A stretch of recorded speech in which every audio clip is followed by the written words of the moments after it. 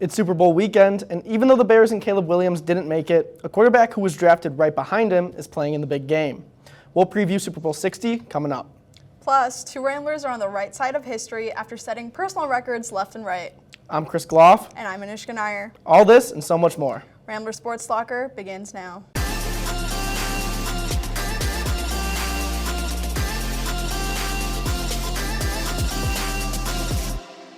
Hello everyone, I'm beyond thrilled to be back at this desk, especially right before all of the fun of the 2026 Super Bowl. Personally, I was cheering for the Bears, so I'm a little heartbroken right now, but what are your thoughts, Chris? Same here. I wish it could have been the Bears, but I'd be happy to see Sam Darnold, a comeback story, and delay the emergence of yet another Pats dynasty. Are you rooting for anyone particular? My bets are on the Seahawks as well. It's been quite interesting watching them grow this season. Well, while I'm sure everyone is excited for the game this Sunday, the Ramblers have had an eventful week of their own. Elizabeth Long has it all in this week's Rambler Rundown. Men's basketball was on the road last Friday at Virginia Commonwealth University. The Ramblers lost 89-75, but Miles Rubin had himself a game. Rubin had a career high of 21 points and his sixth double-double of the season. Men's volleyball was busy this last week with 2 games in 2 days. The Ramblers swept Manhattan with a win in 3 sets on Friday in Gentile. The next day, they took on the number 11th ranked UC San Diego. Led by 20 kills from Alexander Sosa and 19 from Josh Schellinger, the Ramblers defeated the Tritons 3 sets to 1. On Saturday as well, women's defeated St. Bonaventure 60-52. With freshman Alex Ann Bissett having 18 points on the night. The team is now on a 4-game win streak. The track and field team's on the road this weekend at Notre Dame for the Mayo Invitational. K.O. Mulholland placed first in the men's 3,000-meter open finals with an individual PR of 8 minutes and 10 seconds. The team was also present at the Chicago Collegiate Invite. Freshman Natalia Kuchenbach placed second in the women's 800 meters with a personal record of 2 minutes and 19 seconds. On Tuesday night, the men's basketball team ended a 9-game losing streak with a win over LaSalle 71-61 at home in Gentile. Senior Joshua Ula-Joseph had 16 points on the night and also a big impact off the bench for the Ramblers, with 20 points coming from substitutions. The women's basketball team traveled to New York to take on Fordham on Wednesday. Stealing a narrow win of 47-42, Alexis Mobley had 17 points herself, and Alexa Kinnis had 5 steals for the Ramblers. Also on Wednesday, the men's volleyball team took on Lindenwood in Missouri, falling to the Lions in 3 sets to 1. That's all for this week's Rambler Rundown. For Rambler Sports Locker, I'm Elizabeth Long. Thanks, Elizabeth. The MLS preseason is underway, and Birchard Allen has your Chicago Fire updates. Thanks, Chris. The Chicago Fire is back and has been gearing up to kick off their 2026-27 MLS season. The Fire is currently going through their preseason consisting of 5 matches. They've already played 2 in West Palm Beach, Florida. So far, the Fire are 2-0 in their preseason run, defeating Nashville FC 4-1 and shutting out Sporting Kansas City 1-0. The Fire's last 3 games of their preseason will conclude in the Coachella Valley Invitational, which will be held in Indio, California. They will go up against LA Galaxy on February 8th, Austin FC on February 11th, and the Portland Timbers on February 14th, all at noon Central Time. Some key additions to Greg Berhalter's squad throughout the preseason have made their mark both on the offensive and defensive side. South African defender Mbekazeli Mbakazi, a new signing for the club, has put in 2 excellent shifts, allowing only 1 goal in 2 games so far.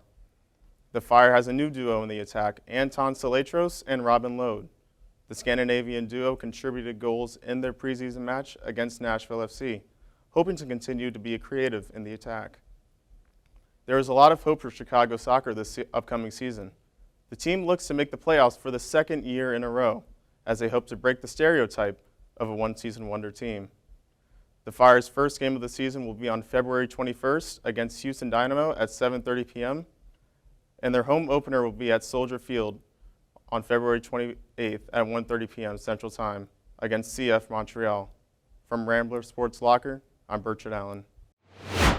Thanks, Birchard. While the game is obviously a big deal, I know I'm not alone in being just as excited, if not more, for the halftime show. Bad Bunny is taking the stage this year, and Sinead Buckley is here with her thoughts on what we can expect. Fresh off a huge night at the Grammys, Bad Bunny is heading into the biggest stage in sports, the Super Bowl halftime show, and the expectations couldn't be higher. Fans aren't just talking about the music, they're talking about the message. Bad Bunny has never shied away from social and political commentary, especially around immigration and Latino identity. At a time when conversations around President Donald Trump, ICE enforcement, and immigration policy are once again front and center, his presence alone feels intentional. For many viewers, this halftime show isn't just entertainment, it's representation. Across the NFL, players have been weighing in too. The New York Times, The Athletic, conducted an anonymous survey in which numerous NFL players weighed in on the matter. While some had some pushback, claiming his performance was un-American, some look forward to it.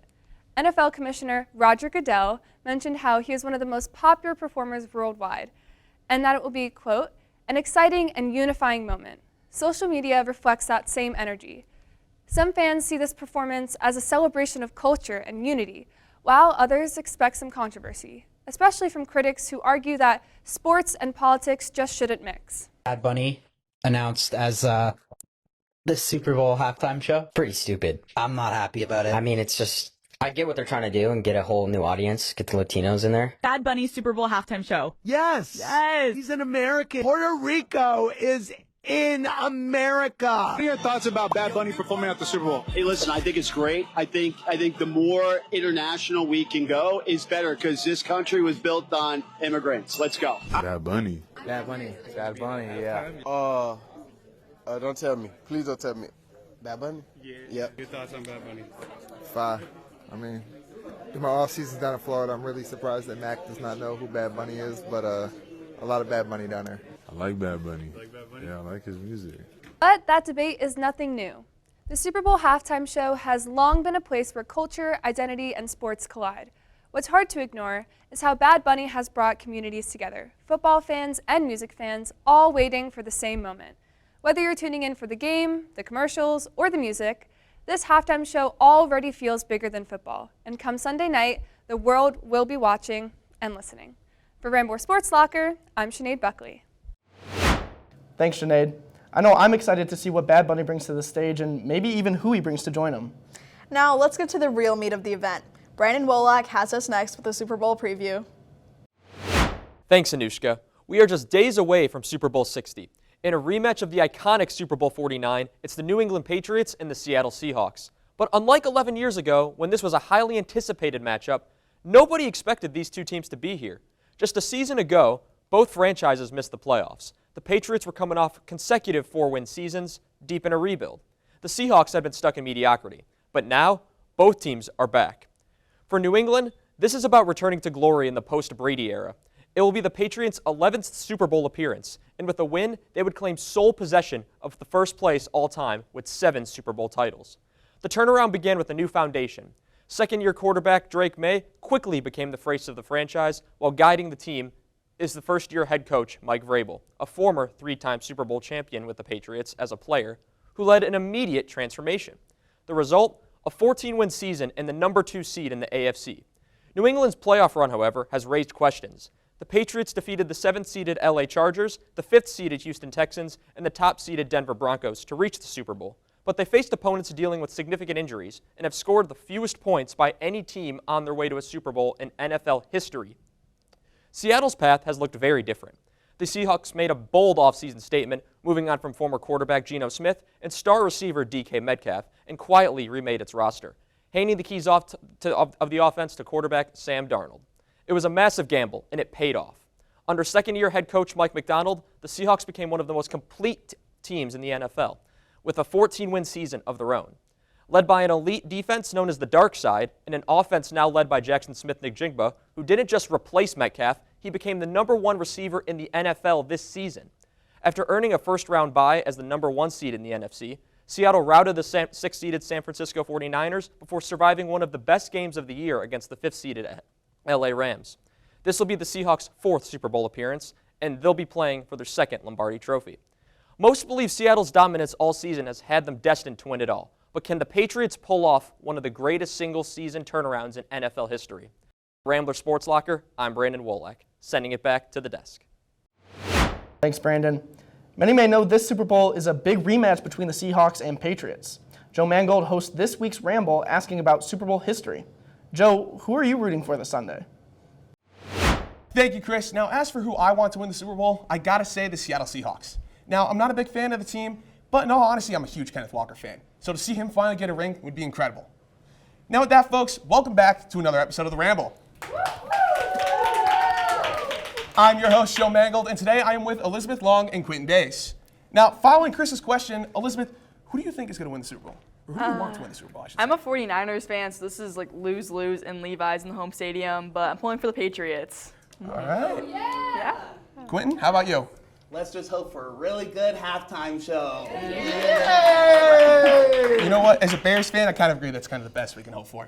Now, of course, with that is a time for our trivia, and it's going to be Super Bowl themed. Now, for the first question, who was the first ever team to win a Super Bowl? Ooh, let's see how well you guys know this. Do you want the coach, the year? All right, okay, hold on. Whoa. Only the team. The score? That's all I need. If you have the score, that'd be crazy. I mean, respectable, but like, I don't even know that If one. I'm wrong, cut this. No. Nah. All right, you guys both ready to go? Let's show the answers. Wow, both are correct on the first go. It was the Green Bay Packers. They won it twice, actually, back to back, right? Yeah, they In did. Lombardi? Yes. Whoa, why are we showing off right now? All right. Now, next question. We didn't know if that was the next question, actually. I mean, it could have been. Thankfully, it's not. Now, what player has had the most rushing yards in a Super Bowl game? In combined games or just games? In one game in history. Do you want the yards? No, I'm so serious. I don't think we need the yards, but don't worry. No doodles this time either. Last time we had the issue, Luca was drawn everywhere. Oh, no. Yeah. All right, you guys both ready? Mm-hmm. Let's show it off. The answer was Timmy Smith, which means Elizabeth is in the lead. Watch this comeback. Mom, I got you. Don't worry. Timmy played for Washington. No, close game. I shouldn't say Mom. I'm sorry. Oh, you got it. All right, now let's get one that's definitely going to throw you guys off. Devontae Smith, as we all know, wide receiver of the Philadelphia Eagles. Didn't know that. He became the first player drafted from which college to score a touchdown in the Super Bowl? Watch this, This one is going to be interesting. Yeah. If you need a hint, let me know. But you got about 10. All right. We're doing a hint this time. It is a school from the SEC. What does that stand for? Southeast. Southeastern Conference. Okay. It's a big college. I will say that much. Southeast. You're gonna know if you don't get it right, you're gonna know who it is, and you're gonna be a little embarrassed. What the heck? You guys got about 10 more seconds here to put an answer down. Oh my God. 9, 8, 7. This is so wrong. 5, 4, 3, 2, 1. Let's show them off. And ooh, both you guys are incorrect. The answer was the University of Alabama. Surprisingly enough. Wait, roll tide? How? I could have actually got that. Devontae Smith, the first player ever drafted from Bama to score a touchdown in the Super Bowl. lied. There are players from Bama, but were drafted by from another school. Now, next up, I hope you guys both know this. What player in NFL history has the most Super Bowl wins, more than even NFL franchises do? What was the question? What player has the most Super Bowl wins in history? More than all NFL franchises. You guys got about 15 seconds or so. Elizabeth seems to be already done. Wow, Quinton. If I'm wrong, Don't oh my worry. God. I mean, she is two-time champ for a reason right now. So, I mean, like, you got a tough game here. It's only going to be 2 times with this answer. Wow, confidence. You both ready to go? Mm-hmm. Let's show them off. The answer was Tom Brady. You both got correct. You got a lot of good today here. I was lying. All right, and with that, we got one more question left. Okay. Now, as we all remember, this is not the first time the Patriots and Seahawks have played against each other. There was a moment in the end of the game, with the last time they played on the big stage, where a certain player had a game-sealing interception. Do either of you know who that was? Oh, no. Oh, no. I was quizzed on this. Wait, actually? Yeah. You were quizzed on this? Don't What worry. class were you quizzed on Don't this? worry. See, I want to didn't get these pass. kind of classes Is where this they're going multiple choice? Nope, it's one player alone. He played for the Patriots, picked off Russell Wilson and the Seahawks to seal the game. Oh, my gosh. He's going to be so mad at me. Instead of handing it off to I'm writing a random name. I will say, if she does get it wrong, you get it right, you do end up tying it because the score is 3-2. If you don't get it right, though, you will lose. You got about 15 more seconds to get this down. Oh, God. You might seal another win. I This don't could think be so. very interesting. I think he's got it. All right, let's show him off. Oh, wow. Neither of you two were right. It was, as we all know, Malcolm Butler with the infamous call. Picked off by Malcolm Butler at the goal line. I wouldn't have known that. Which means with that, folks, we have our 3-time now champion, Elizabeth Long. Good game. No, you did good. Good game. Thank you. Once again, great sportsmanship from you guys. Like, incredible. Now, everyone, Elizabeth, thank you for being on. Thank you. Quinton, thank you as well for being on. Okay. With that, let's pass this one off to the anchors. Thanks, everyone. This weekend seems to be prepared to provide its own NFL history as well. I truly cannot wait to see what this weekend has in store for us, but I know it'll be exciting. That wraps up this episode of Rambler Sports Locker. To stay up to date on all things Rambler Sports, be sure to follow us on X, TikTok, and Instagram at Loyola RSL, and subscribe to our YouTube channel. From all of us here at Rambler Sports Locker, I'm Chris Gloff. And I'm Anoushka Nair. We'll see you next week, and don't forget to turn off the lights.